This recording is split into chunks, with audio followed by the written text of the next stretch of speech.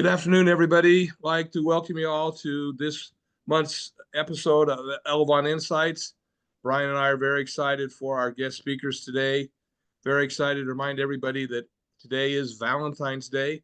You got a few hours to make sure you go out and get that someone special, something very important for them.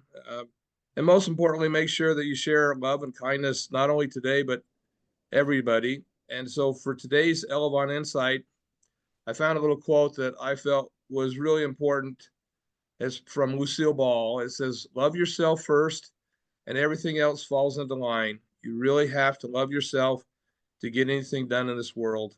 So I guess with that in mind, make sure that you go out and do something Valentine's Day special for yourself, but also make sure you take care of that someone special in your life.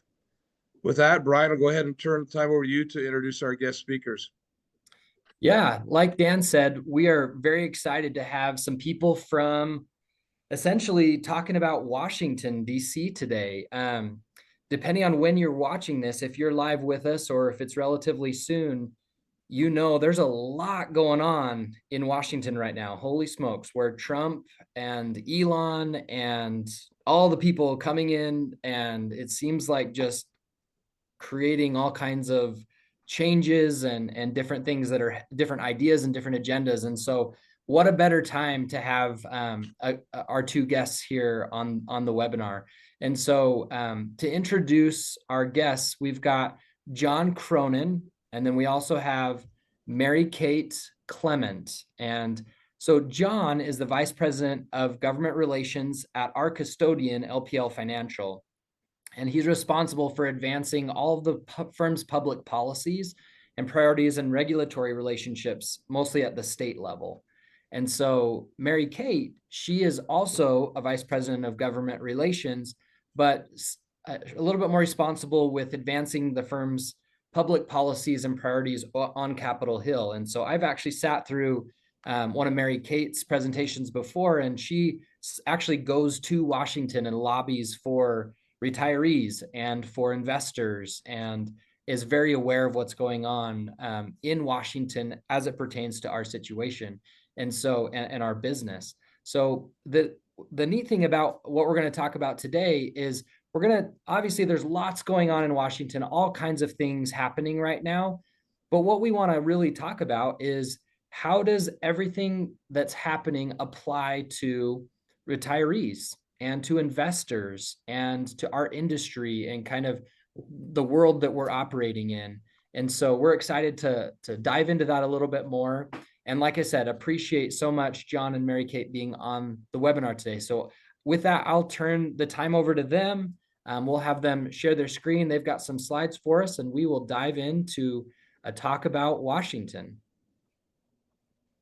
Well, thank you so much. So first off, can you see my screen? We can see it. Looks great. Yes. Wonderful. Well, thank you so much for having us today. I know, thank you for the introduction of John and myself. I know you just have two of us, but just for everyone's awareness on the call, we have a team of 6 in total on the government relations team here at LPL Financial, and we are spread out across the East Coast. I am in Washington, D.C. I live in Washington, D.C., and based in D.C., we have our political action committee manager and our chief advocacy officer also based here. And then in Boston, we have our policy director, we have our grassroots coordinator based in our LPL's Boston office, and then we have John based in Vermont. So we have a whole team across the East Coast, solely focused on representing you,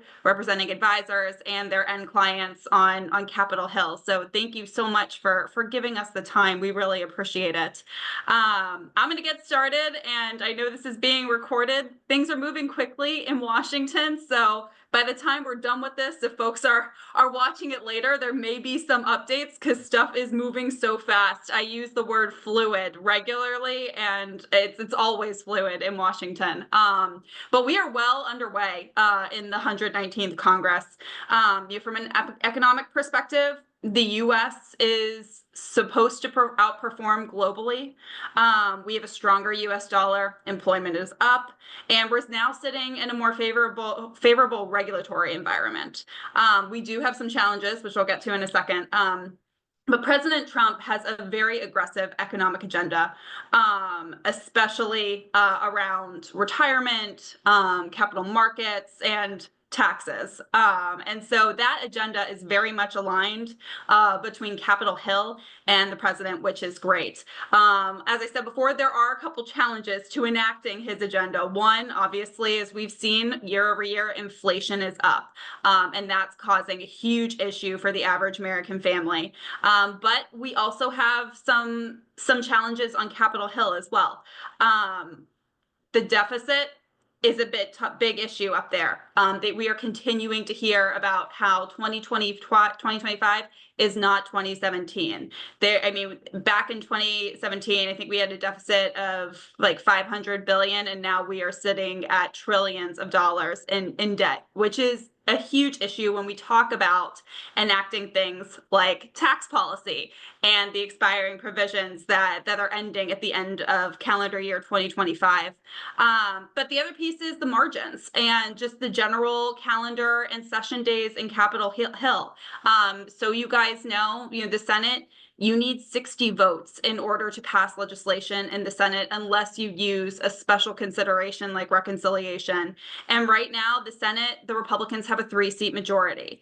The House is even slimmer. You need 218 in order to pass bills through the House of Representatives. That's still just one vote over.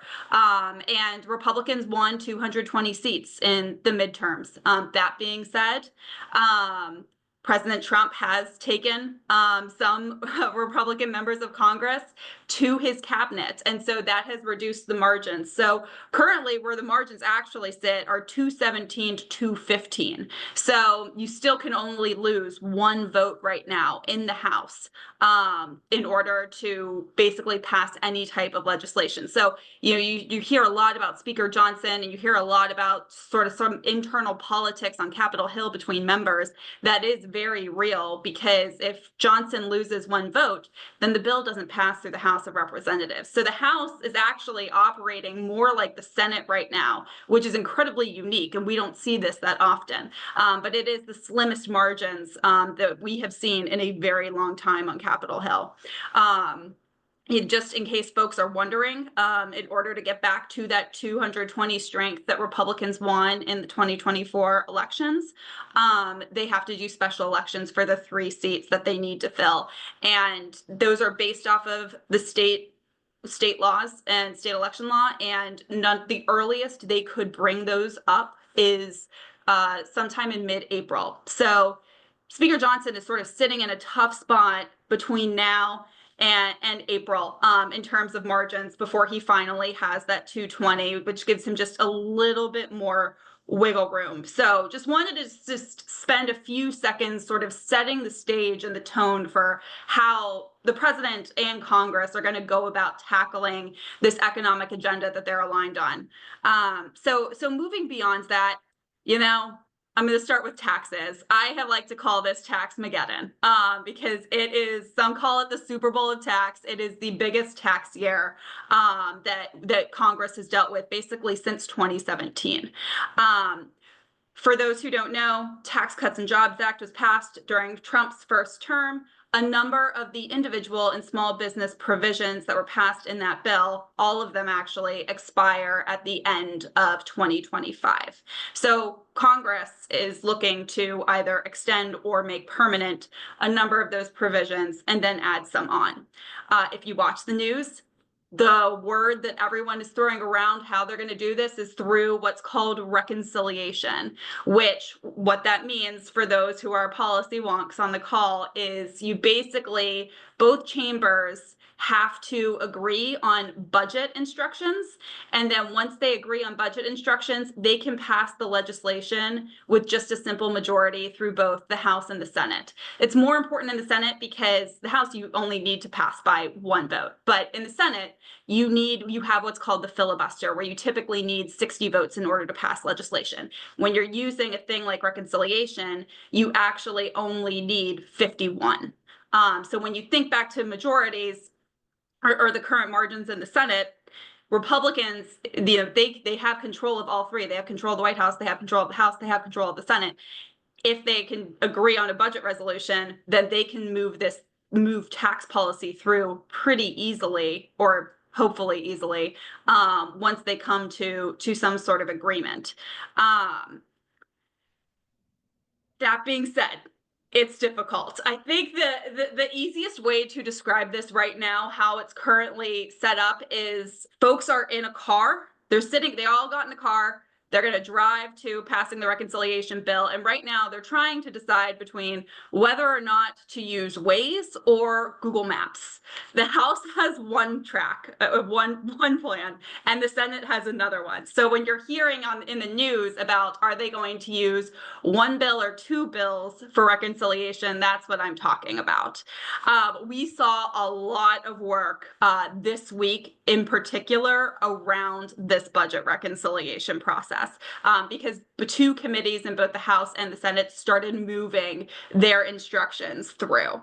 The House is going to definitely be more difficult, a smaller margin, but you also have 3 Republicans who are sitting in very difficult seats that former Vice President Harris won in 2024, and they're up in 2026. So you've got about 95% of the Republican caucus is going to do whatever Trump says he wants them to do. And then you've got 5% that is in a very difficult seat that has to take a harder vote, that is more of a deficit hawk. And we've also seen a little bit of tension between the far right Freedom Caucus and the president in terms of how to go about enacting the agenda. To give you a sense of President Trump's first term, when they passed TCJA in 2017, they had an over 20 seat majority. They had 20 extra votes, and 13 Republicans voted against the Tax Cuts and Jobs Act in 2017. So it is going to be difficult for them to move this. They are going to have to work together and work out their differences in order to actually get this thing across the finish line. You're hearing a lot of people talk about trying to get this done by April.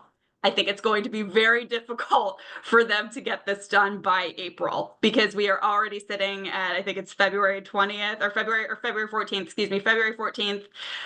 Government funding runs out in exactly a month. They're going to have to deal with the debt limit between now and then as well. And so it's going to be very difficult for them to also move a massive tax package through both chambers. So here's where things currently stand. The Senate Budget Committee, was chaired by Lindsey Graham, is taking the 2-track bill approach. So what they're doing is they are moving one bill right now that doesn't have anything to do with tax policy for reconciliation. It deals with defense, and it deals with immigration. What their plan is move this now, give Trump an early win, and then move a tax bill through reconciliation in the fall. On the House side, the House Budget Committee is chaired by a man named Jody Arrington. They started moving a one big bill track approach. So they basically passed through committee, and it's going to pass on the House floor, budget instructions allowing for $4.5 trillion in spending on tax cuts.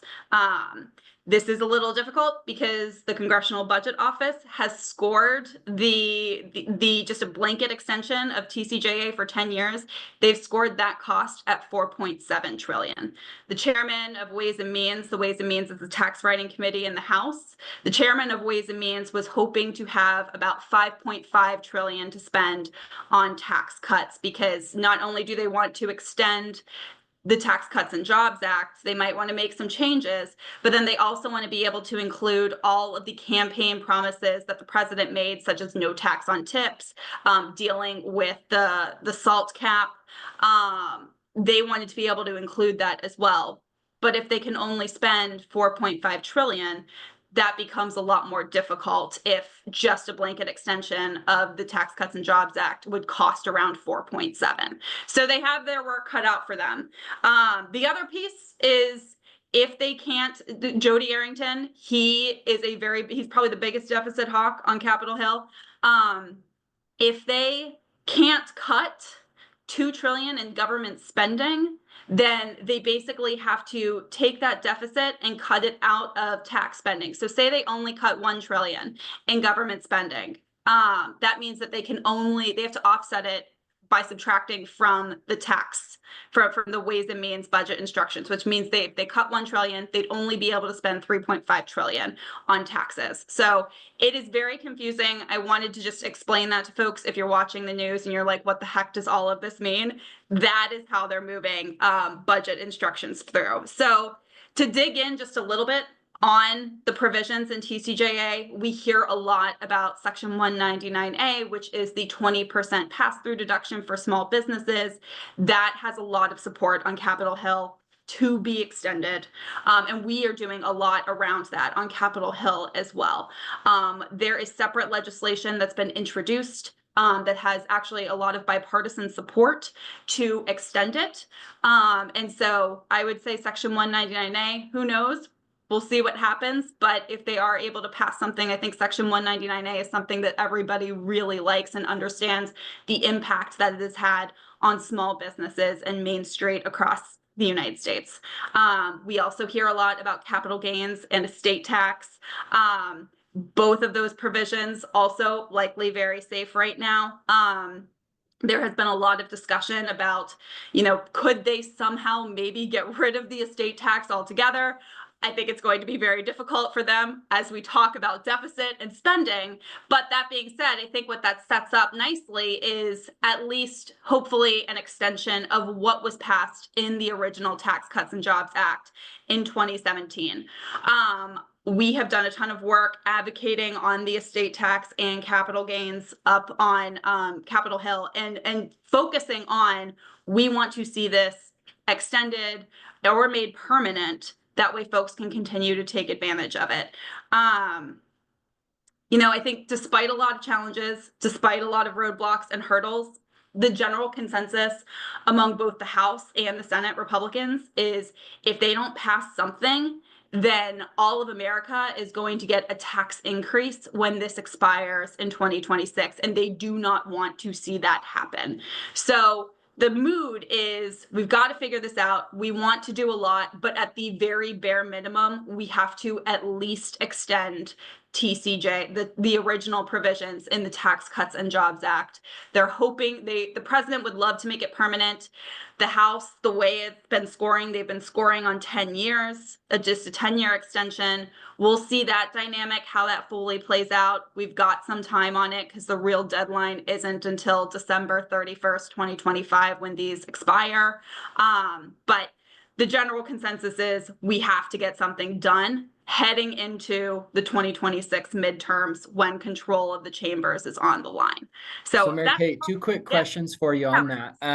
So one specific provision that a lot of our retirees have been asking about, that generally I feel like is one of those things Trump throws out that's never going to pass, but it's the whole Social Security taxation thing. Like, what's your kind of the pulse or the feel on that being an actual real thing versus just a soundbite? Trump does not want to touch Social Security. There had been last year, you saw some talk on the campaign about changing Social Security, changing taxes around Social Security, and the uproar that they heard was wild. It shifted the course of the campaign for a couple of weeks. And so the president has said, and even House leadership, I was with the majority whip of the House this week, he specifically said, we are definitely not touching Social Security. We can't. Because it basically would be the equivalent of political suicide if they would. And that's including the taxation of it. And that's including taxation as well. Yeah. Yeah. I saw something recently that showed like the impact of getting rid of the tax on Social Security. Like it's just, it was way too, it wouldn't work. Like it just would not work. But I think that's one of the challenges with the sound bites that we hear is then we've got all our retirees running around saying, hey, maybe Social Security won't be taxed anymore. Like, well, let's plan on it, right? Like, let's plan on it just in case. And so no, that's good to hear kind of an ear to the ground in Washington saying, hey, that's probably more of a sound bite in a very particular moment of a campaign, not so much something that's on the table. And, I think things could change, right? I mean, there's a lot happening in this country, in the world in general. Things could definitely change and shift somehow. We're starting to see, tariffs get implemented. We'll see how that goes in terms of revenue raising and what folks on the Hill are also discussing around potential revenue raisers that would potentially offset something like that. But I think it is a little too great right now, just given where we are on the deficit. I think it would be very difficult for them to do. But I would say plan on it, but you never know. Things could change in a couple of months, and happy to keep you guys updated as well as discussions continue on Capitol Hill, if that is, of importance to folks, definitely. So is there any, like, say if they don't get it done, it goes back to what it was prior to 2017. Yep. And so if they can't get something through, I guess what I'm asking is do you anticipate them getting parts of something through? Yeah. And then figuring out the rest later if there's a lot of friction, or I guess, what do you think is the most likely outcome here? I think the most likely outcome, at the very bare minimum, I am somebody who's like, what's the bare minimum? Everything else can be gravy. At the bare minimum, just a blanket extension of the provisions in the Tax Cuts and Jobs Act. That almost buys them some time, really. It buys them some time. I think the other piece too, I mean, 2026 is around the corner, right? And it would be very difficult for Republicans, for any party, to maintain control of all three chambers if there is a massive tax increase heading into that campaign year, right? I mean, it is all about, can Americans continue to save money, save for retirement, put food on the table? And if they are having higher taxes when we're also having inflationary issues, I mean, it will absolutely be devastating for them in order to hold control of all three. So it is in their best interest to, at the very bare minimum, extend the provisions of the Tax Cuts and Jobs Act. Makes sense. Thanks. So, and if folks, if you guys have questions about certain provisions, I mean, please, Brian, Dan, send the questions our way. John and I are happy to tackle whatever is top of mind for folks, even after this webinar. So, please don't be a stranger to us. We definitely want to hear it. But I'm gonna end on tax there and move on to the capital market space, which we're also going to see a good amount of activity. As I said at the beginning, we are in a much more favorable regulatory environment. We are going to likely see a significant reduction in regulation by enforcement that we saw under Gary Gensler's SEC.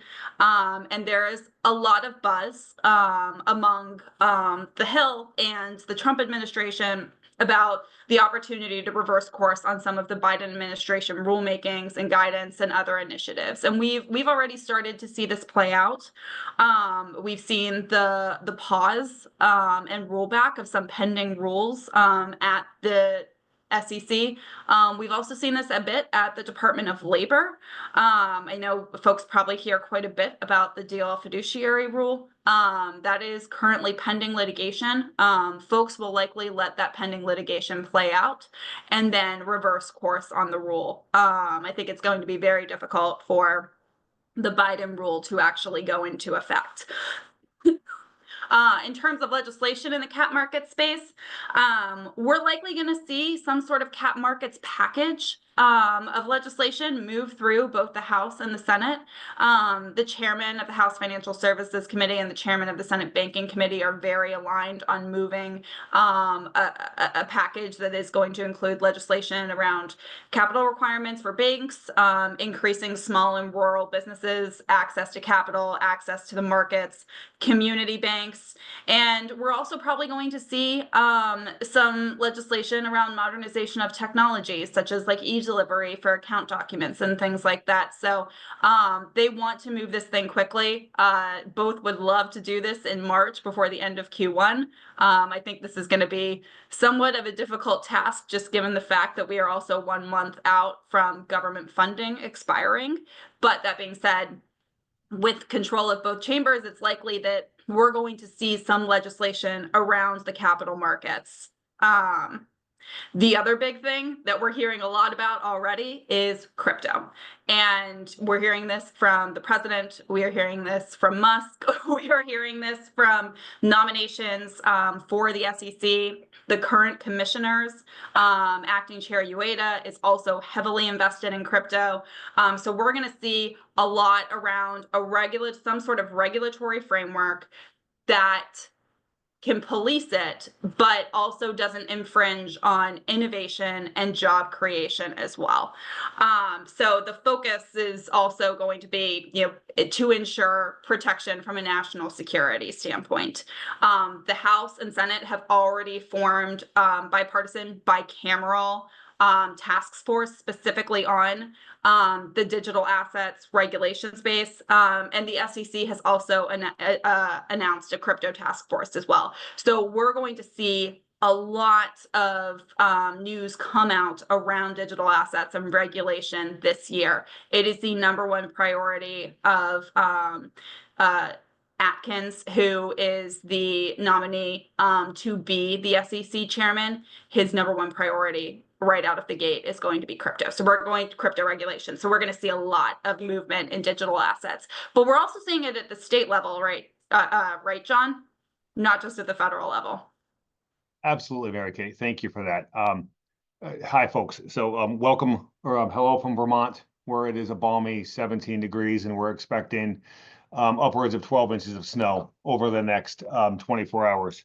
So, the interesting thing about being the state guy is the realization that most folks are very much paying attention to what takes place in Washington, D.C. And Mary Kate just did a great job of giving you a lot of information about what goes on in Washington. At the state level, I would argue is I hate to do this to you, Mary Kate, a more interesting space. There's a lot of states. Quite frankly, we move things really, really fast at the state level. And Mary Kate, if you could advance the slide. So last session across the states, 250,000 bills were introduced the other way, I think. I'm going to jump ahead. And for Idaho in particular, now think this through, 94 days in session, 636 bills introduced, which by some states is not a lot. I have seen New York State hit 500 in one day. So 636 bills introduced, 330 new laws enacted, 2 hit a veto. So basically, Idaho is putting forth new laws at the rate of 3 per day. It's a very productive legislative session. We can argue how much, how many, or the effectiveness.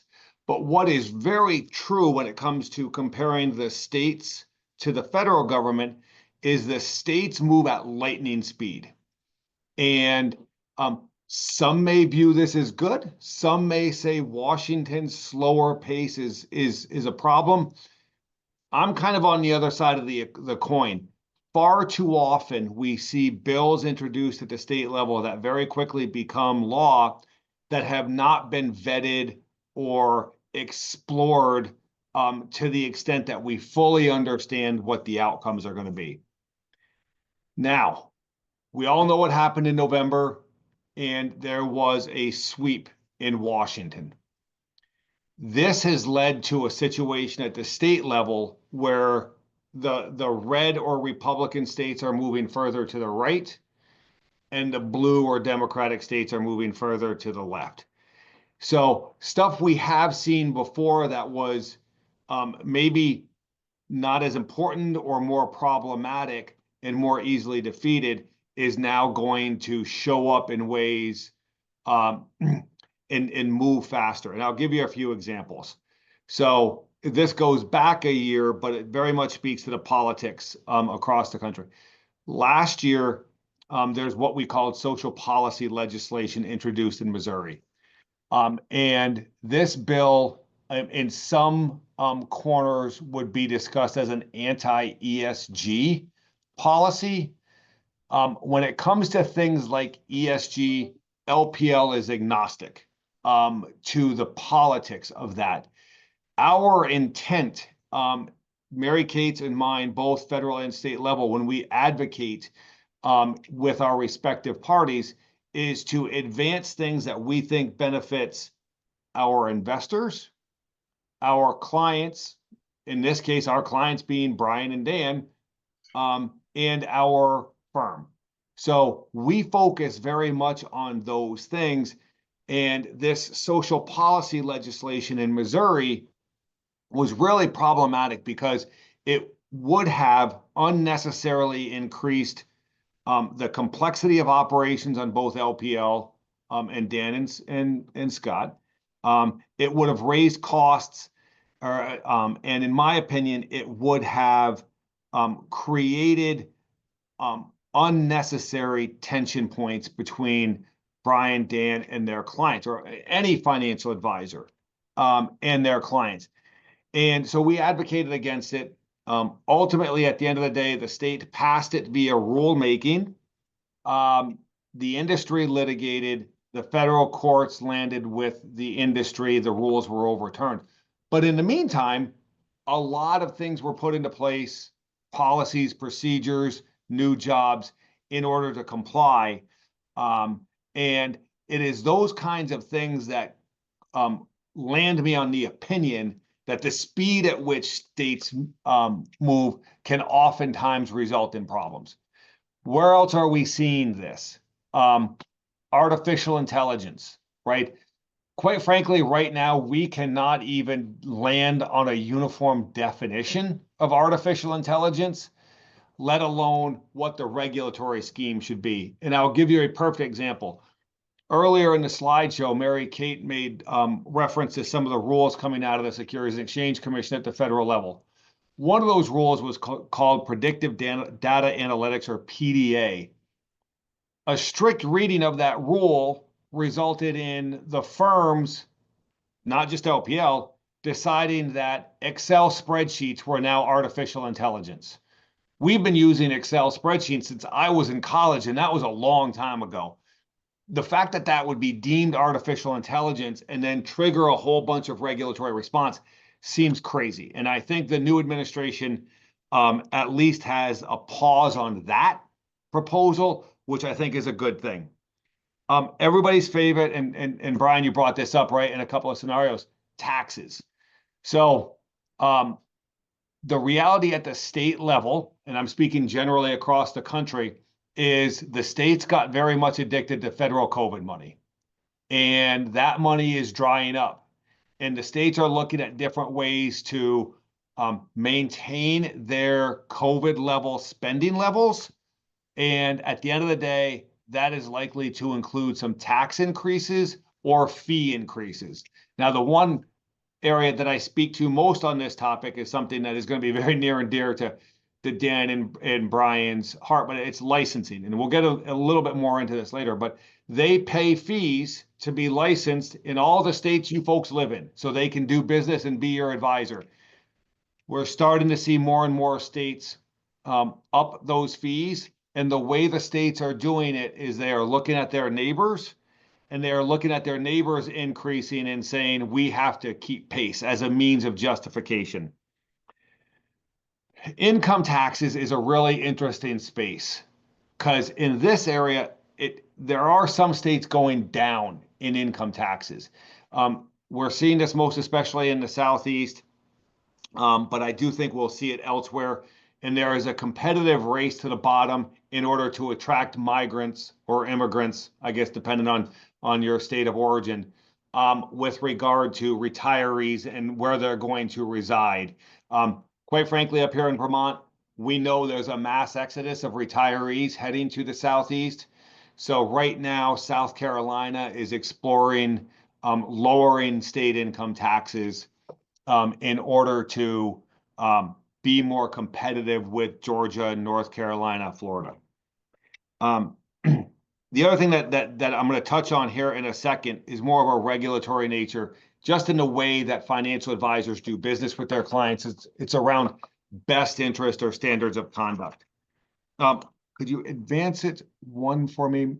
So talking a little bit about what makes the state landscape so simple or challenging, I should put it challenging, is we have a trifecta in Washington, D.C., and that sets out how a lot of people are going to react. When we're dealing with the states, right?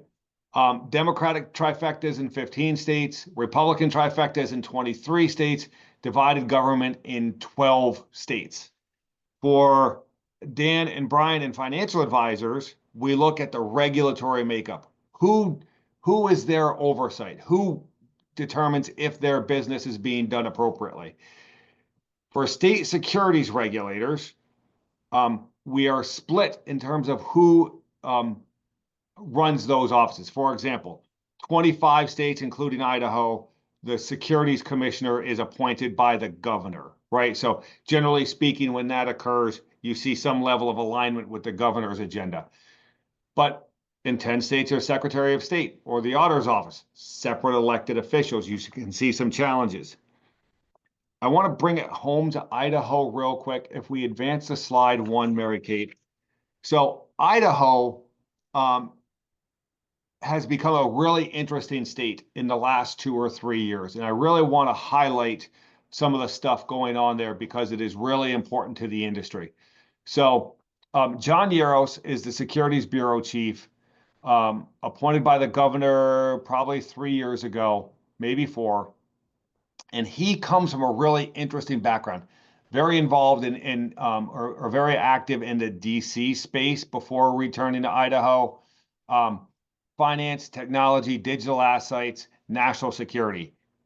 If it exists, quite frankly, John has touched it at a really young age. And he's bringing that experience to all of the state regulators. So they have an association. It's called the North American Securities Administrators Association, NASA, not the one you're thinking of. This is another one. There's 2 A's at the end, and it's much older. NASA was founded in 1919, and it really is the association where the states, Mexico, and the provinces of Canada get together and try to decide on regulatory initiatives, uniformity, and the like. John has very quickly become a leading voice within NASA, specifically in the cybersecurity and digital assets space. Mary Kate touched on how these things are being reviewed at the federal level. That same level of scrutiny is taking place at the state level with one added wrinkle. They have to look at what the state or what the federal government does, because it will in part drive how the states treat it. So it's a little bit more complex because they're wanting and ready to get stuff done, but they need the federal government, specifically the SEC, to kind of get off their duff and get something done. And maybe we'll see something in the near future. John annually hosts a cybercrime and digital innovation conference in Boise.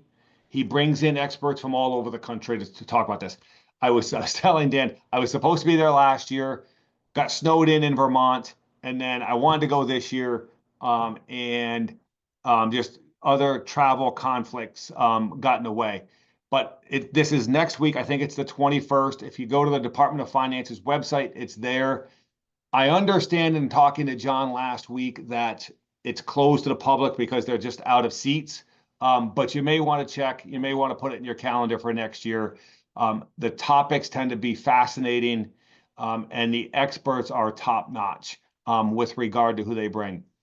The other thing that's very important to LPL is senior investor protection. So what we know is that our older investors can be prone to investment fraud and other kinds of financial abuse.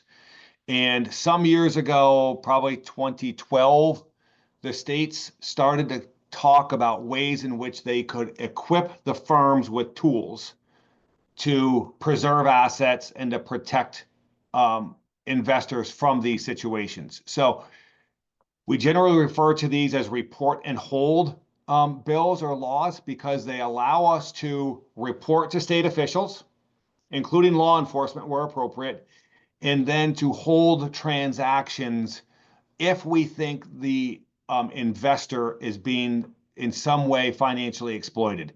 There's a lot of rules I won't bore you with, just to say that when we work on these, we get support from AARP, we get support, generally speaking, from bankers, from firms. It is seen as a win.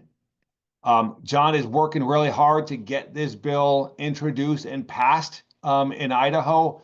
He is very much aware that LPL it supports this and will support it in any way he needs.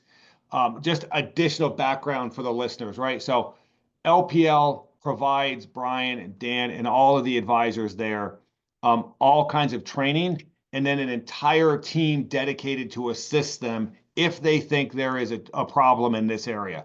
The goal there is not to deprive anybody of their money or not to create any embarrassment. The goal there is if we think we have cause and in a good faith determination, we think that an investor may be exploited, what can we do to buy ourselves time to speak to them at length, to explore what's going on, and just to make sure those assets are protected before they leave our door? Because what we know is if they leave our door, they're gone. They're not coming back. So really important stuff. You may hear more on the future. Next slide, Mary Kate. So this gets into some of the stuff LPL is working on that is really client facing. So the stuff that impacts your financial advisors, but also impacts you. NASA is working on a best interest standard.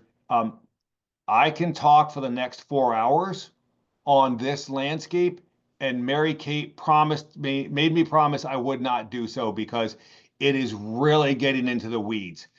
Let's just say that financial advisors are subject to standards with regard to how they engage in their business practices. And the goal of this is to make sure that is uniform, and I apologize for that, uniform with the federal standards. And the reason is the average financial advisor does business in roughly 20 states. And what we need to do is make sure that their standard is consistent across those states so that they are doing business with you in a way that transforms any unintended regulatory challenges. So non-traded REIT guidelines. Really, so non-traded REITs are a product. You may or may not have heard about them. They are basically funds that invest in real estate to create income. And they are complex. Some folks view them as costly. Some folks view them as risky. I think any product used appropriately can work in a client's best interest when put into a portfolio in its proper place. And the problem we have with what the states are trying to do here is they are trying to dictate from their regulatory chairs how much an investor can invest in certain items. We don't think that's appropriate. We think an advisor should advise and a client should invest based upon that advice and their own personal beliefs and expectations. Obviously, there are rules around suitability and best interest and fiduciary, which we make sure everyone adheres to, but we just don't think that regulators have the knowledge or the awareness of an individual's situation to be making those random determinations is 10% right? Is 12% right? So we are working very hard to protect our advisors' ability to engage you as they see fit, which is, quite frankly, LPL's DNA, right? Is around the independence. So registration challenges. I talked a little bit about licensing. The average advisor once again is registered in 20 states. Sometimes these things can be challenging to get through. And if you have an heir, or if you have a trustee, or if you have a child that is moving to a new state and you want your advisor to be able to work with them, we need to make sure that advisor can get registered as quickly as possible in order to start providing that advice.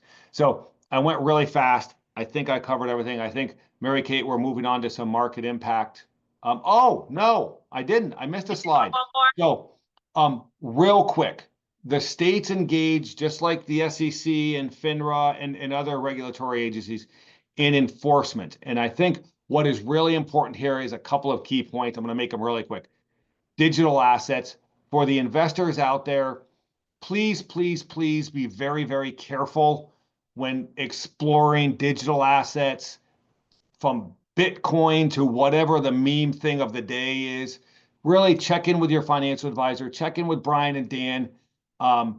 Make sure you know what you're getting into and the risks you're getting into, because as you'll see here, the states have highlighted this as one of the most impactful areas of, quite frankly, fraud that they see day in and day out. I had a conversation with the state of North Carolina some time ago, and they were saying that roughly 75% of their fraud cases land in the digital assets, cryptocurrency space. 75% of fraud, digital assets, cryptocurrency. Unregistered versus registered. So really simply, to put things into perspective, Brian and Dan are registered persons. They are appropriately licensed by their state and by FINRA to do business with you folks. Unregistered persons are usually problematic, oftentimes engage in business they should be, if not outright fraudulent actors. There's some really easy ways to check this.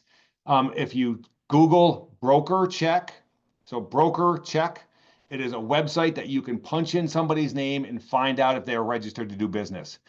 Last piece here, as you can see, NASA once again highlighted the impact of fraud and other issues related to senior investors, which is why all of us are so focused on them.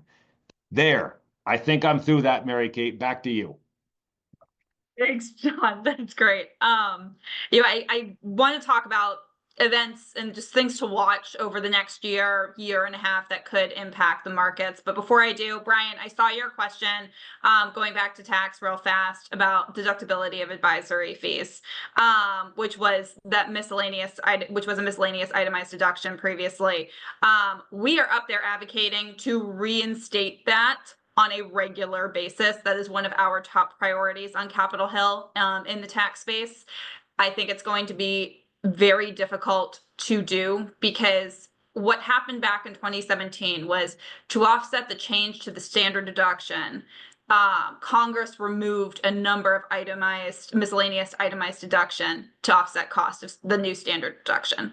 I think unless they plan to change the standard deduction, it's going to be very difficult for them to reinstate any of the miscellaneous itemized deductions. I wish I had better news than that on that particular one. I will say, though, we are constantly advocating for that change and trying to work with Congress to see, is there something we can do is there a pay for, is there a lever that we can pull so we can reinstate it? It is something that I am on the Hill every week talking about.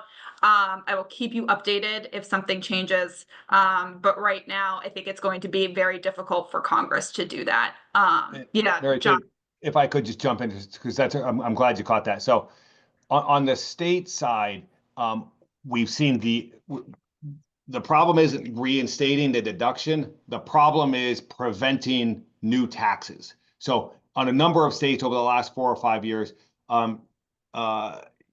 Utah, Tennessee, Kentucky, we've seen proposals to start imposing a sales tax on financial services. So this would be financial planning fees. You'd have to now tag on a sales tax. So far, we have been very successful in defeating those. But back to my earlier point about states needing new revenue at this point, we may see it come up. Haven't seen it in Idaho. I guarantee you two will know if we do see it there. Thanks, John. And also real fast, just on retirement policy in Washington, because we've seen a lot happen in that space with Secure and Secure 2.0. This year, we're going to continue to see implementation around Secure 2.0, especially around catch-up contributions, some auto enrollment. We'll likely see maybe a little bit of retirement legislation, specifically in the 403B plan space. There was legislation that almost was enacted into law at the end of last Congress, and lawmakers are going to try again this Congress, that basically would allow 403B plans to offer similar products that 401k plans can offer to their clients. And so that legislation has a lot of support in both the House and the Senate on a bipartisan level. And so we'll likely see them work to move that legislation through both chambers. We'll see some stuff at the regulatory level with 2.0 implementation, but we probably won't see a huge retirement package that also expands on Secure 2.0, not this year. The tax writing committees in Congress are also the retirement policy writing committees in Congress. And so this year, with a huge focus on tax policy, they probably won't have a lot of time to also do a massive retirement policy package. That being said, after this year, if Secure 2.0 implementation is going smoothly, we're almost at the end of it, you could start to see folks introduce legislation to put together a framework that they could pass either in 2026 or in the 120th Congress. So might see some room around retirement this year, probably more in the future. I think the other thing I'll say too, around tax, we're talking about pay-fors, we're talking about how the heck they're going to actually pay for some of this stuff. I think there has been previous discussions around retirement pay-fors to help offset costs. The saying in Washington is no bad pay-for ever dies. The good news is we have had a lot of discussion with folks, and any type of retirement pay for or some sort of pay for these bills that would impact retirement plans and policies is not on the table right now, which is great news in the retirement space. So I'm going to move into here's some things to watch out for in the market, specifically this year, also sort of bleeding into next year. I talked about government funding at the beginning. There is a chance of a potential government shutdown just based off of the margins in the House and Senate and trying to pass government funding legislation. Again, that runs out 1 month from today. A government shutdown doesn't necessarily impact the market, but what it does impact is the country's credit rating, which could ultimately impact the market, especially as they're dealing with the debt limit. So something to just keep an eye on that's coming up in the next 30 days. The debt limit, we're probably going to hit, we're using those extraordinary measures right now in Congress for the government to be able to keep paying its bills. We don't have the X date on the debt, what's called the X date when the government would default on debt. We don't have that yet, but it's projected between May and June of this year. They say May and June, and they have a sort of a wide range because it depends on what receipts the government gets when folks file their taxes in April. So once tax season is done, we'll have a better sense of what that debt limit X date could look like. I don't think we will default on debt. President Trump understands the importance of not defaulting on the debt because that could hit the markets and have a huge impact. That being said, it is something that is coming up in the next 3 months just to keep an eye on. Separate from government funding, tariff and trade uncertainty, we are starting to see reciprocal tariff implementation. We're hearing a lot about Canada and Mexico and China in the news right now. I think any increased cost of goods from tariffs could impact the market. So keeping an eye on tariff and trade uncertainty is going to be really important. Geopolitical tensions and events. This is going to be a big year. We have already pretty high tensions with China. We're waiting for a new leader to come out of Canada with the resignation. And then we also have, we're watching what's happening in Ukraine and that war and government spending there. We're watching what's happening in Gaza and Israel. We're seeing a lot of news come out in that space already this year. All of those events could have impact to the market depending on how they shift. So watching geopolitical tension and some of the events that we have coming up is going to be really important. The Supreme Court is also interesting. We already have 3 Trump-appointed judges on the Supreme Court. This one maybe wouldn't impact it this year. This could be next year, 2 years down the road. But, the possibility of Trump having the opportunity to appoint another one could be high, depending on Justice Alito and Justice Thomas. So watching the Supreme Court could be really interesting. If Trump has more judges on the court, you could see increased lawsuits around ESG. John talked a lot about ESG policies. We saw a lot of activity in the House last year about bringing executives in front of Congress to testify on social policy. It is something that the Republican Party is basically a reversal from where Biden is on ESG. So we could see an increased number of cases coming out of the Supreme Court, depending on how the judges fall there. But something to definitely keep an eye on through the rest of Trump's term. And then immigration policy as well. We're seeing a lot coming out around immigration. Jobs, all of that could hit the market. And then finally, tax reform. This is more of a 2026 thing, but we're coming towards the end of TCJA. If it gets extended as is, probably won't see too much impact to the market. If that somehow changes, if they add tax on tips, if they change the child tax credit, that could hit the market potentially or have some sort of impact. So these are just like 6 things to just watch between this year, next year, further down the road that could have market impact. But I'll pause there, Brian. We're happy to answer any questions. Awesome. Well, I think I'll wrap it up just because we're getting close to time here. But I appreciate all you guys have brought to the table. I think just a comment on the market impact.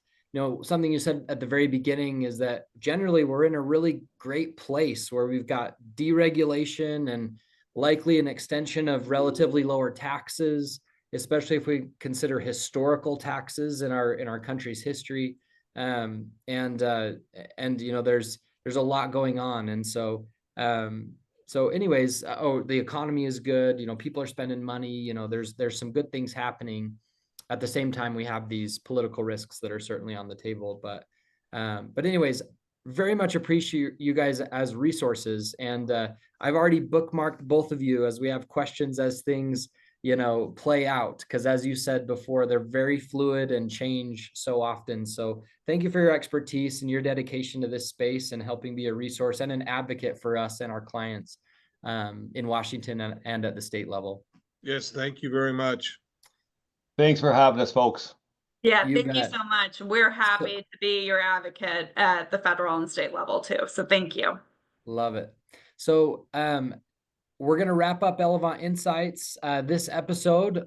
With that, we do want to announce our next month's Elevant Insights. And so it will be on March 14th at noon. So following suit to how we always do that. So March 14th at noon, and we have a body transformation specialist and nutritionist named Lance King, who will be on the line with us. And he is very excited to talk to retirees about how to stay healthy. As we know, health is wealth at this time of life. And we want you to live those big dreams and the ideas that you've been waiting all these years to do. And your health is a big part of that. And so we've had people on in the past about physical activity. We've had people on about, preventing chronic illness with nutrition, but Lance is going to dive in specifically to nutrition.